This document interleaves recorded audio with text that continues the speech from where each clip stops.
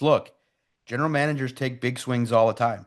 Okay. And we enjoy the joy I have is the water cooler aspect of chatting with Christian. And when I say this name, he's going to be like, absolutely not. But I want to expand your mind and take it to a different spot other than just yes or no. Okay. In my mind, okay, when you look at the combine and you look at the players, okay, you say, hey, the Lions are aggressive. They've moved up before. If they wanted Terry and Arnold, they wanted to get him. Boom. They went and got him.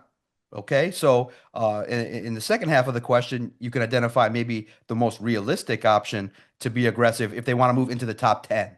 Who should they swing for? But I'm going to say this, okay? And the reason why I think you like working with me is you have no clue what's going to come out of my mouth. You have no clue what I'm going to express. I think you generally know what we're going to talk about. But every show, I'm going to make you put your thinking cap on, and I'm going to make you explore things outside the box as well. Okay, so here's how I'm thinking of it. What defines grit to me? If the head coach says, hey, what's grit? Grit is not being in the box and playing one position. Grit to me is somebody that can go out there collegiately and play two positions, one on offense and one on defense, I know and where this is going. shine. You see what I'm saying? You flowing with me Yeah, now? I know where this is going. Would you consider taking a home run grand slam swing? Because I'm thinking probably it's going to have to require you two first round picks to move up to the top three. Would you? I don't think Travis Hunter's going number one. I think that's going to be a quarterback. The Titans would be crazy to pass on Cam Ward or Shador Sanders. I think that you need a quarterback. So now you're looking at number two. You got to swing. Okay. And the likelihood probably is very low. But when you see the player that Travis Hunter is, the work ethic, the story that he brings to the table, I mean, it just screams grit to me. And he's probably the best guy, the most gritty guy, a guy willing to play both sides of the ball. Dan Campbell didn't want to entertain any of those questions from me. I said to him, "Hey, everyone's talking here about Travis Hunter playing two positions," and he's like, "I haven't looked yet. I haven't done it to that degree." So, what does that mean? Well, you could read into it. Well, maybe that's a guy that they love. But okay, Christian, would you swing for Travis Hunter? Does he done it? Has he done enough to project? Hey, wait a minute. I mean, to me, if we're going to do fantasy booking here, Travis Hunter, Terrion Arnold, and Amik Robertson, that sounds like a nice gritty group that if you put him as a defensive back, you can develop him. Or you say, hey, you're getting into a little bit of a lull, John Morton. You need a little bit of love here. You go, I mean, in the red zone, you go Travis Hunter, you go Jamison Williams, Amon-Ra St. Brown, Jameer Gibbs. That to me indicates a level of proficiency on offense that could do some things. And I think you got a flexible player. Now, I think the cost is going to be very high. This is like dream situation, but you know Travis Hunter, you've seen the name, you've seen how massive of an appeal he would be. Would you go and swing for the grand salami in Travis Hunter if you're the Lions?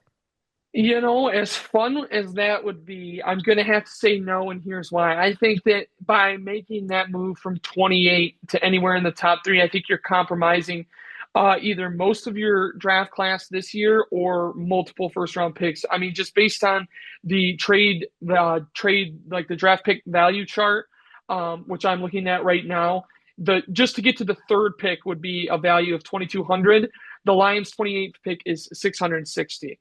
So you're talking about almost quadruple the value of their first round pick in 2025. And I just don't know that I see the team making a move of that caliber. And I think the reason for that is there's just a lot of depth in this class on defense. Maybe not guys that will have the immediate impact and two-way versatility. I mean, Hunter is one of one. Like we can confidently state that, and he's been excellent at the collegiate level as a receiver and as a cornerback.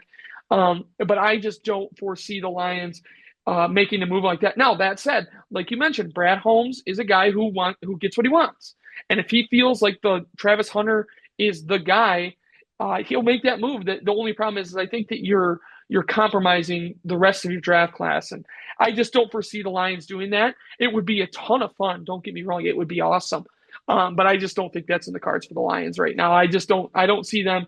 And Brad Holmes, with how much he values draft picks, I don't see him putting them all together or taking a bunch of first rounds from the coming years to go up and get Travis Hunter.